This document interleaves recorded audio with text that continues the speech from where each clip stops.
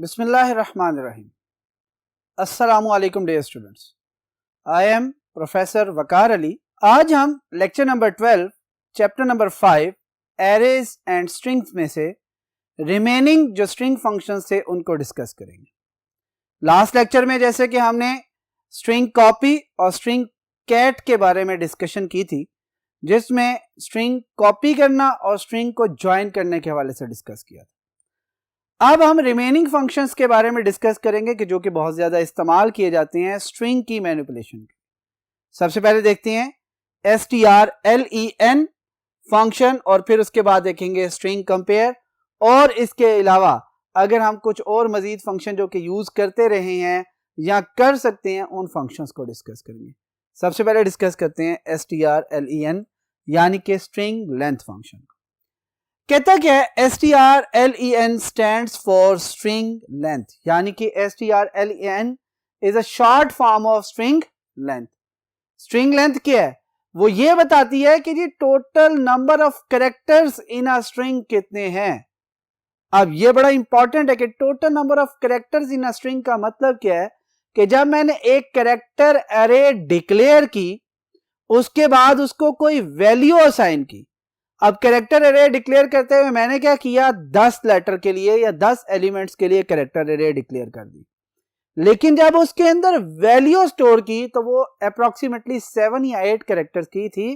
तो अब क्या होगा, कहता है जब स्ट्रिंग लेंथ फंक्शन अप्लाई करेगा, उस एरे को एज एन आर्गुमेंट लेगा, तो याद रखिएगा वो क्या करेगा, वो सिर्फ उन्हीं लोकेशंस को जो से काउंट करेगा जहां पर वैल्यूज फिल की गई होंगी।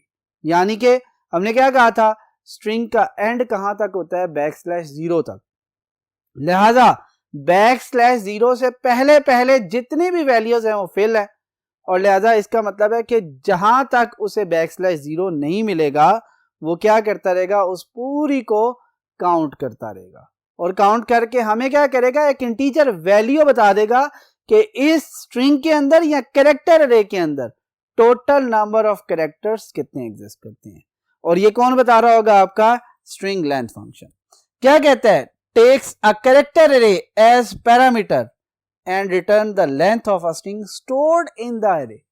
यानी कि ये सिर्फ और सिर्फ उन वैल्यूज की बात करेगा, उतनी लेंथ आपको या वो साइज आपको बताएगा जिनके अंदर कोई ना कोई वैल्यू स्टोर हुई। यहां तक बात क्लियर होगी। अब देखते हैं इसके सिंटेक्स को। क्या कहता है, आप क्या करते हैं, strlen फंक्शन लिखा, राउंड ब्रैकेट के अंदर एक सिंगल आर्गुमेंट, एक सिंगल पैरामीटर देंगे।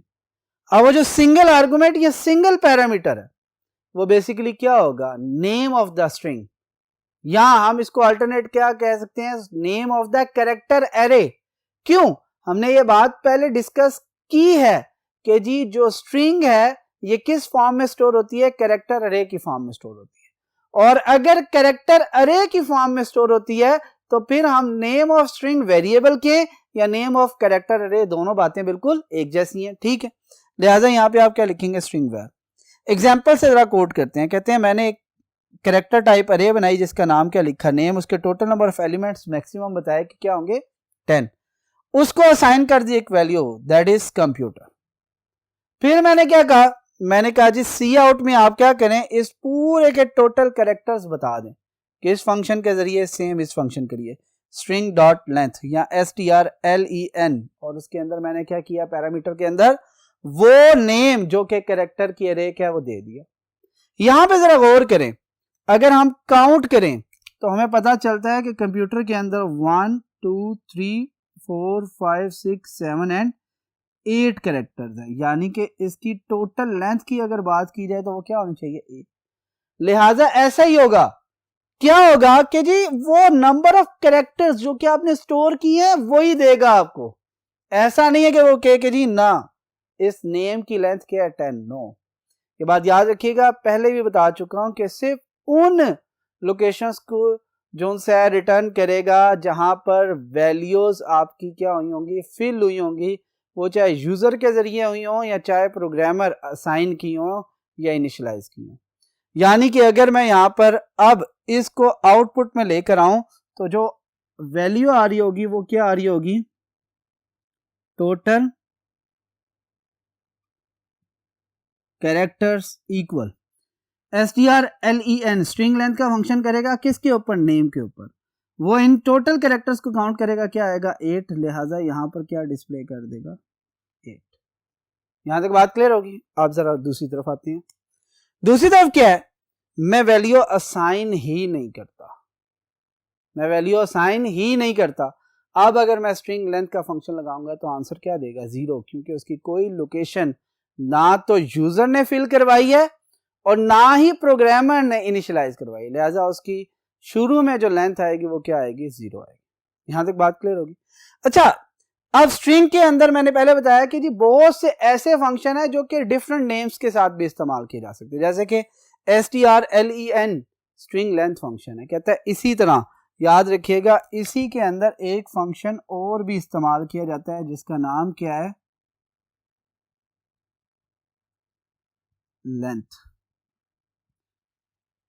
कौन सा फंक्शन है, लेंथ का फंक्शन है। ये भी क्या करता है, टोटल नंबर ऑफ कैरेक्टर्स ही बता रहा होता है, लेंथ बता रहा होता है आपके किसी भी स्ट्रिंग की। यानी कि अगर मैं ये वाली स्टेटमेंट को थोड़ा चेंज करूं, चेंज किस तरह करूं कि मैं, आप जरा गौर कीजिएगा मैं किस तरह चेंज कर रहा हूं। अब str लेंथ नहीं, मैंने किसकी लेंथ लेनी है, नेम, लिहाजा मैंने वेरिएबल नेम पहले लिखना है। डॉट के साथ क्या करूंगा, ये आपका फंक्शन लिख दूंगा। यानी कि अब ये लेंथ का जो फंक्शन है ये वेरिएबल नेम, उसके बाद डॉट और फिर क्या करता है, लेंथ को कॉल करता है। और इसके अंदर याद रखें कोई भी आर्गुमेंट नहीं है, कोई भी पैरामीटर नहीं है, जबकि strlen के अंदर क्या था, एक सिंगल पैरामीटर, वो क्या था, कैरेक्टर अरे का जो नेम है। पहले हम क्या करते थे, कैरेक्टर अरे का नेम कहां लिखते थे, विद इन अ पैरामीटर। अब हम अगर लेंथ का फंक्शन यूज करें तो क्या करना पड़ेगा, name dot length, name is a variable name. बात क्लियर हो रही है। पहले हम डॉट को यूज नहीं कर रहे थे, जिसकी लेंथ मालूम करनी थी उसे क्या कह रहे थे, ब्रैकेट्स के अंदर, राउंड ब्रैकेट्स के अंदर लिख देते थे और वो उसकी लेंथ हमें दे देता था। अब हम क्या कह रहे हैं, जो भी फंक्शन है उसे डॉट के ऑपरेटर के साथ कॉल कर रहे हैं। ठीक हो गया। यानी कि फंक्शन जो भी आपका वेरिएबल का नेम है, यानी जो भी आपका वेरिएबल का नेम है उसके साथ आप डॉट लगाएंगे, फंक्शन नेम लिखेंगे तो वो क्या करेगा, एज इट इज यही आउटपुट देगा जो कि पहले strlen फंक्शन के जरिए मिली। बात क्लियर होगी। स्ट्रिंग लेंथ और लेंथ फंक्शन यहां पे हमने कंप्लीट डिस्कस कर ली है। दोनों का काम क्या है, स्ट्रिंग की लेंथ मालूम करके आपको इंटीजर वैल्यू रिटर्न करना, रिटर्न करना इंटीजर वैल्यू। रिटर्न करने का मतलब क्या है कि जी ये कैलकुलेट करने के बाद आपको रिजल्टेंट ये वैल्यू दे देंगे कि आपका रिजल्ट ये आ रहा है। यहां तक बात क्लियर होगी। चलें अब मूव करते हैं टुवर्ड्स नेक्स्ट बोर्ड और देखते हैं नेक्स्ट फंक्शंस जो से स्ट्रिंग के अंदर इस्तेमाल किए जा रहे हैं। चलें मूव करते हैं टुवर्ड्स नेक्स्ट बोर्ड। जी स्टूडेंट्स, यहां पर देखें अब क्या कह रहे हैं हम, सेकंड एक फंक्शन देख रहे हैं जिसका नाम है strcmp। कहते हैं ये शॉर्ट फॉर्म किसकी है, स्ट्रिंग कंपेयर की। देखिए कंपेयर का मतलब क्या है कि हम दो चीजों को आपस में क्या कर रहे होते हैं, कंपेयर कर रहे होते हैं, कंपैरिजन कर रहे होते हैं, चेक कर रहे होते हैं कि ये दोनों एक जैसी हैं या नहीं है। बात क्लियर होगी। अब स्ट्रिंग्स का भी आपस में कंपैरिजन किया जाता है कि क्या ये दोनों स्ट्रिंग सेम है या दोनों स्ट्रिंग सेम नहीं है। कहता है उसके लिए जो हमारे पास फंक्शन है that is strcmp, string compare function कहलाता है। कहता है क्या करता है बेसिकली, कहता है दो स्ट्रिंग्स को कंपेयर करता है और जो रिजल्ट देता है वो एक इंटीजर वैल्यू होती है। इंटीजर वैल्यू, इसमें उसने कोई वैल्यू इंडिकेट नहीं की, उसने कहा है जो भी रिटर्न करेगा वो क्या होगी, एक सिंगल इंटीजर वैल्यू होगी। बात क्लियर होगी। आगे देखें वो क्या कहता है, कहते हैं कंपैरिजन जो होता है on the based of ASCII values होता है। यानी कि आप जब दो स्ट्रिंग को कंपेयर करेंगे तो बेसिकली वो कैरेक्टर्स को कंपेयर नहीं करेगा, बल्कि उन कैरेक्टर्स की जो आस्की वैल्यूज है उनको आपस में मैच कर रहा होगा। ऐसा क्यों है, देखिए C++ के बारे में एक डिस्कशन की थी कि C++ is a case sensitive language. Case sensitivity का क्या मतलब है, जरा गौर कीजिएगा।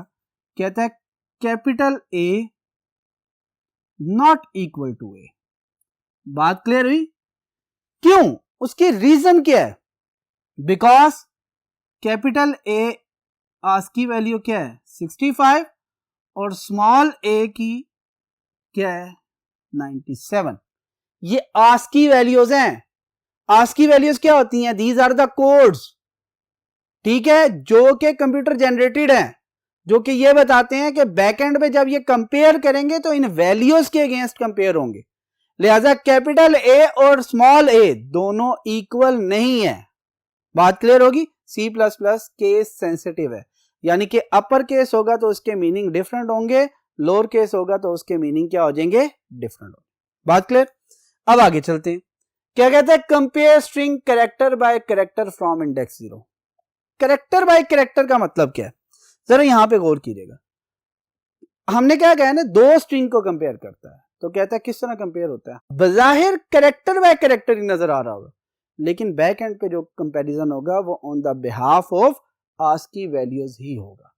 अब वो आस्की वैल्यूज क्यों होगा, वो सारी चीजें जब हम इसकी डिटेल में जाएंगे तो ज्यादा डिस्कशन हम कर सकते हैं इसके हवाले से।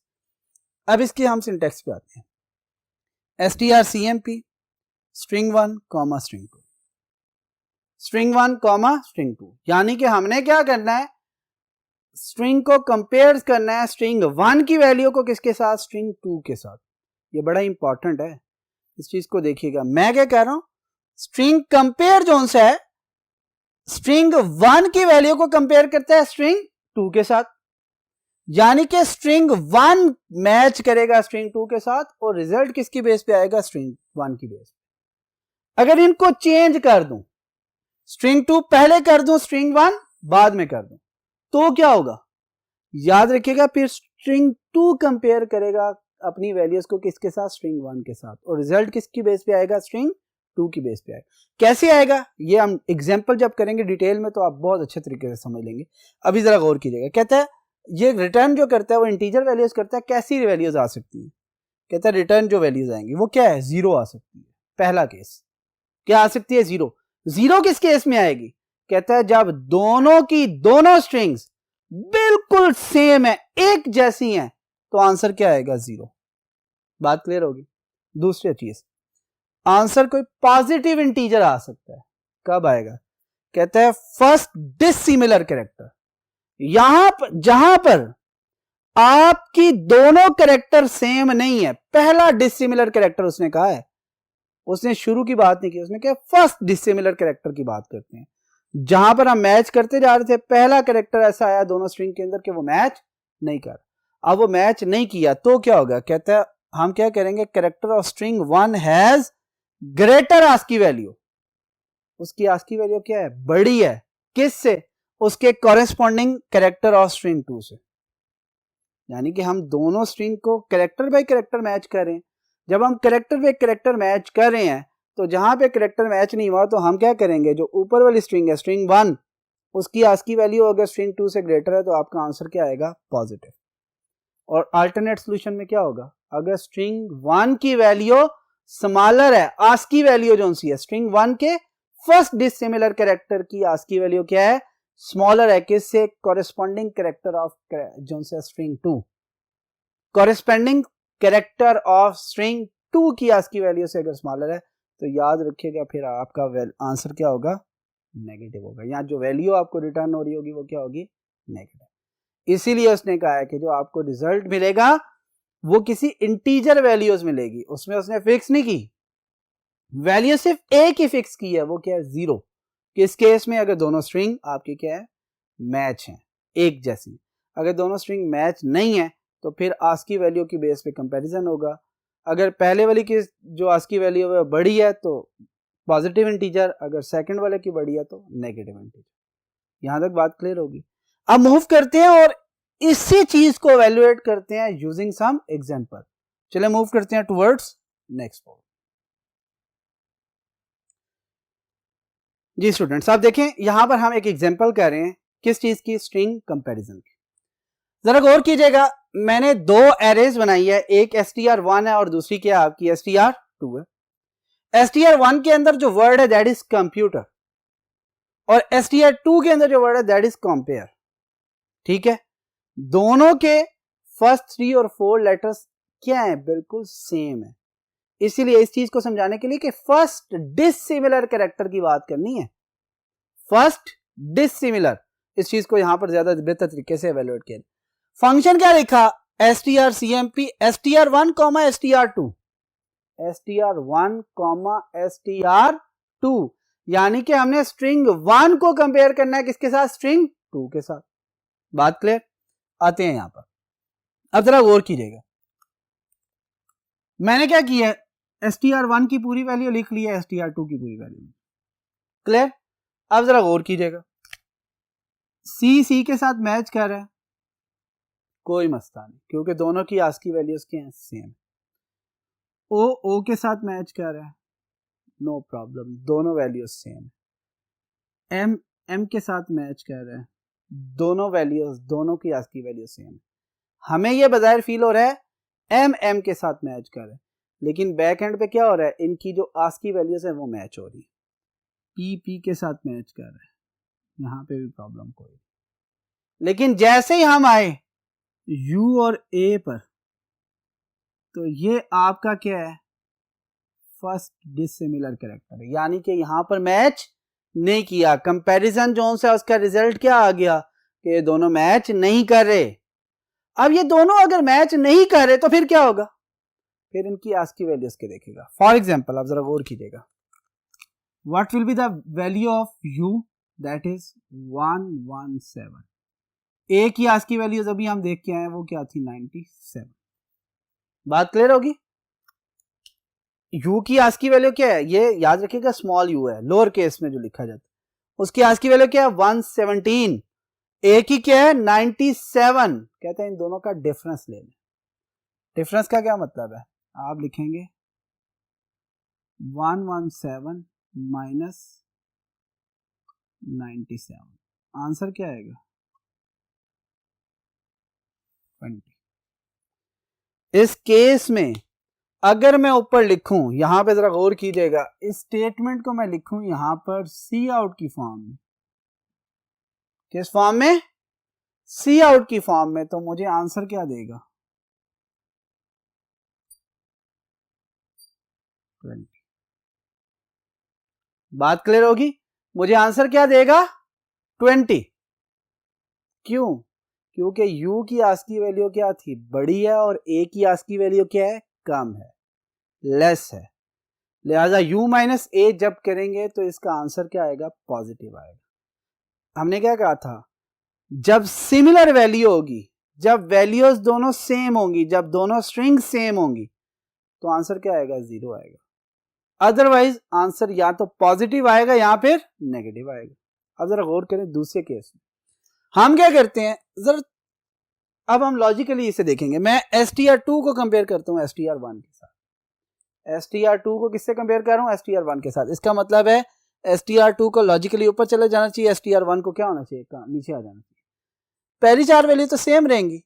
अब क्या होगा उस केस में, जब तो उसमें केस में होगा a माइनस यू, उस केस में क्या होगा, a माइनस यू। a की वैल्यू क्या है, 97, इसकी क्या है, 117। वो 97 माइनस 117 जब आएगा तो क्या हो जाएगा, 97 में से 117 करेंगे तो -20 आंसर आ जाएगा। इसका मतलब क्या है, जो फर्स्ट स्ट्रिंग है उसका जो फर्स्ट डिसिमिलर कैरेक्टर है उसकी आस्की वैल्यू स्मॉलर है as compare to the corresponding character of the second string. देखिए ना, a और u है, a की वैल्यू 97 है, u की 117 है। लिहाजा अगर a ऊपर होता, u नीचे होता तो a माइनस यू आता, a माइनस यू आएगा, a माइनस यू आएगा तो 97 माइनस 117 क्या हो जाएगा, -20। तो उस केस में आपका क्या हो गया, आंसर या तो पॉजिटिव आ रहा है डिसिमिलर के केस में, या फिर नेगेटिव आ रहा है। और पॉजिटिव और नेगेटिव की बात भी समझ में आ गई है कि अगर आस्की वैल्यू पहली स्ट्रिंग की बड़ी है तो ऑटोमेटिकली क्या होगा, पॉजिटिव। अगर आस्की वैल्यू पहली स्ट्रिंग की लेस है तो क्या होगा, जो नेगेटिव आपके पास वैल्यू है। दोबारा बता रहा हूं, रिपीट कर रहा हूं, ये अगर पहली स्ट्रिंग की आस्की वैल्यू बड़ी है तो क्या होगा, पॉजिटिव वैल्यू आएगी। और अगर पहली स्ट्रिंग की आस्की वैल्यू स्मॉलर है तो आंसर क्या आएगा, वैल्यू क्या आएगी, नेगेटिव आएगी। जैसे कि अभी हमने कहा है u माइनस ए करें तो क्या आता है 20, a माइनस यू करें तो क्या आता है -20, क्योंकि a की पोजीशन चेंज करने से, ऊपर नीचे करने से ऑटोमेटिकली प्लस और माइनस में डिफरेंस आ जाए। क्लियर हो गया यहाँ तक। इसके अलावा कुछ मजीद फंक्शन है जिसमें हमारे पास फाइंड का फंक्शन है। करता क्या है, कहता है use to find the position of character और स्ट्रिंग। कहता है किसी एक बड़ी स्ट्रिंग के अंदर आप क्या कह रहे होते हैं, यहां पर अगर पोजीशन ऑफ कैरेक्टर और स्ट्रिंग की बजाय इसे अगर हम वर्ड लिख लें तो ज्यादा बेहतर है। हम क्या कर सकते हैं, use to find the position of character और वर्ड, यानी कि किसी एक सिंगल कैरेक्टर की पोजीशन को देखना या फिर किसी एक वर्ड की पोजीशन को देखना। इसके लिए कौन सा फंक्शन यूज किया जाता है, फाइंड का फंक्शन यूज किया जाता है। फाइंड के लिए आपके पास जो सिंटेक्स है फाइंड, और इसके अंदर आप वो कैरेक्टर या स्ट्रिंग देख रहे होते हैं। अगर तो कैरेक्टर को फाइंड करना है, it must be enclosed in single quotation mark, और अगर आप स्ट्रिंग लिख रहे हैं या वर्ड लिख रहे हैं तो उसे किस में लिखेंगे, डबल कोट्स के। अब जरा गौर कीजिएगा, वर्ड का जो इनिशियल इंडेक्स होगा वो आपको रिटर्न करेगा, जो कैरेक्टर का इंडेक्स होगा वो रिटर्न करेगा। ये पोजीशन का मतलब है। ऐसा नहीं है कि कैरेक्टर है तो उसका तो एग्जैक्ट इंडेक्स आ सकता है, तो वर्ड के केस में भी क्या करेगा, जो वर्ड होगा ना कंप्लीट, उस वर्ड का जो स्टार्टिंग इंडेक्स होगा वो आपको डिस्प्ले करेगा कि ये इंडेक्स है। अभी हम एक एग्जांपल सिंपल सी लेते हैं। फॉर एग्जांपल str1 मैंने वही लिया, str1 डॉट फाइंड, और फाइंड क्या कर रहा हूं, यू। अब जरा गौर करें, कंप्यूटर लिखा हुआ है ना, ये इसी वर्ड को देख लेते हैं। कंप्यूटर लिखा हुआ है, ये वाली पहली, इसका इंडेक्स क्या है 0, इसका 1, इसका 2, इसका 3 और इसका 4, ऐसे ही है 0 1 2 3 4। अब जब यहां पर हम u को करेंगे तो उसका इंडेक्स क्या आ जाएगा, 4, सॉरी 0 3 लिखा हुआ था, 4 आ जाएगा। क्यों, क्योंकि ये इंडेक्स जो सी है वो पोजीशन बता रहा होगा कि जी इसके अंदर यहां पर इसका इंडेक्स क्या है। बात क्लियर होगी। सेम इंडेक्स का मतलब यहां पर हम क्या कह रहे हैं, पोजीशन देख रहे हैं कि जी एरे के अंदर, स्ट्रिंग के अंदर u की पोजीशन कौन सी है। अब आगे चलते हैं। एक और फंक्शन है जिसका काम क्या है, स्वैप। स्वैप का क्या मतलब होता है, इंटरचेंज कर लेना। फॉर एग्जांपल जरा गौर कीजिएगा, मैं क्या करता हूं, इन दो मार्कर की ये पोजीशन इस वक्त क्या है, ये राइट हैंड पे है, ये क्या है, लेफ्ट हैंड पे है, ठीक है। मैं क्या करता हूं, स्वैप करता हूं। स्वैप करने का मतलब है कि मैं इन दोनों की पोजीशन को क्या कर रहा हूं, चेंज कर रहा हूं। अब राइट हैंड में मेरा क्या आ गया, ब्लैक, लेफ्ट हैंड में मेरा क्या आ गया, ब्लू, ठीक हो गया। ये इंटरचेंज कर दिया, पोजीशन को इंटरचेंज करना बेसिकली क्या कहलाता है, आपका स्वैपिंग कहलाता है। स्वैप का फंक्शन भी आपका एग्जिस्ट करता है स्ट्रिंग फाइल के अंदर। क्या करता है, वैल्यूज को चेंज कर देता है, दो स्ट्रिंग्स जो हैं उनकी वैल्यूज को आपस में इंटरचेंज, स्वैप कर देता है। अब इसका सिंटेक्स क्या है, यहां पे देखिए मैंने पूरा सिंटेक्स, वैसे तो होना क्या चाहिए, स्वैप और उसके अंदर वो स्ट्रिंग जिसको स्वैप करना है, लेकिन किसके साथ करना है, जिसके साथ स्वैप करना है उसको साथ लिखना है। यानी कि मैंने उसी को लिख दिया str1 डॉट स्वैप str2, ये एग्जांपल आ गई। अब होगा क्या, str1 की वैल्यू यहां पे क्या है, कंप्यूटर, str2 की यहां पे वैल्यू क्या है, कंपेयर। कहता है इस स्टेटमेंट के बाद दोनों की वैल्यूज क्या हो जाएंगी, चेंज हो जाएंगी। यानी कि str1 की वैल्यू कंपेयर हो जाएगी, str2 की वैल्यू क्या हो जाएगी, कंप्यूटर। हम डायरेक्ट स्वैपिंग कर सकते हैं। बात क्लियर हुई। इसके लिए हमें कोई बहुत बड़ा एल्गोरिदम लिखने की जरूरत नहीं है, क्योंकि ये बने बनाई चीजें हमारे पास अवेलेबल है, लिहाजा हम डायरेक्ट इसे क्या कर सकते हैं, स्वैप करके इंटरचेंज कर सकते हैं और इसे इस्तेमाल कर सकते हैं। यहां तक बात क्लियर होगी। गुड। आज के लेक्चर में हमने 5 फंक्शंस की डिस्कशन की है स्ट्रिंग से रिलेटेड, जिसमें सबसे पहले हमने str, स्ट्रिंग लेंथ, फिर हमने सिंपल लेंथ फंक्शन, फिर हमने बात की स्ट्रिंग कंपैरिजन की, उसके बाद की फाइंड की और उसके बाद की स्वैप की। ये सारे के सारे फंक्शन string.h हेडर फाइल से बिलोंग करते हैं। इनमें से कॉमनली यूज जो हैं, जो आज के 5 हैं, उनमें से स्ट्रिंग लेंथ यानी कि strlen और strcmp हैं। स्ट्रिंग कंपैरिजन ये बहुत ज्यादा इंपॉर्टेंट है। कंपैरिजन का आपके सामने कंप्लीट डिटेल्ड डिस्कशन के बाद उसकी एग्जांपल भी इवैल्यूएट करके दिखाइए कि जी किस तरह पॉजिटिव वैल्यूज आती हैं, किस तरह नेगेटिव वैल्यू। उम्मीद है कि आज का लेक्चर आपको समझ आया होगा। इंशाल्लाह नेक्स्ट लेक्चर में आपसे मुलाकात होगी फिर। Thank you. अल्लाह।